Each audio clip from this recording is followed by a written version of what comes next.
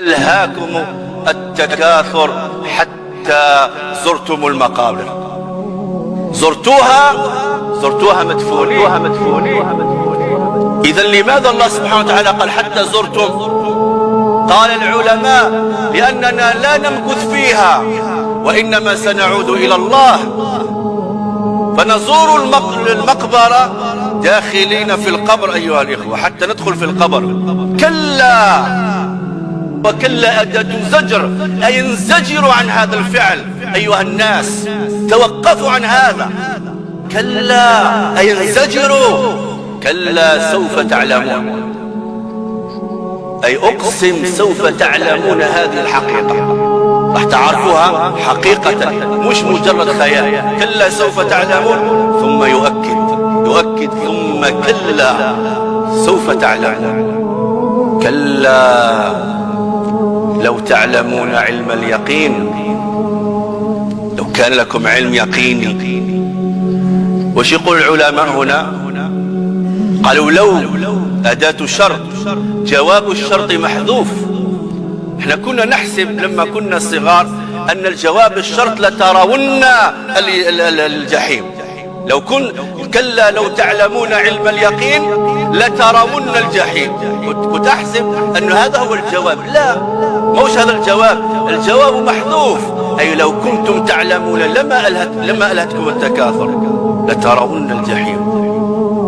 وهذا تهديد، وهذا استئناف، كلام مستأنف، أي يوم القيامة سترون، وتروها حقيقة. بعض العلماء قالوا ترون الجحيم في القبر، لأن الإنسان يرى مقعده من الجنة ويرى مقعده من النار. إذا الإنسان ممكن يرى الجحيم في القبر، وممكن يراها يوم القيامة. ممكن يكون هذا هو المعنى، لترون الجحيم ثم لترونها عين اليقين.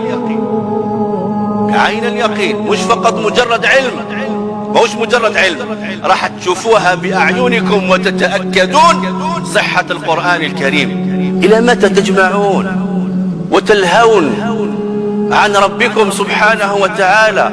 المشكلة أن هذا التكاثر في أحايين كثيرة يكون في الحرام وبالحرام، وراح تسأل عنه يوم القيامة، والناس غافلة أيها الإخوة، أشربت حب الدنيا. ختمت السورة فقالت ثم لتسألن يومئذ عن النعيم.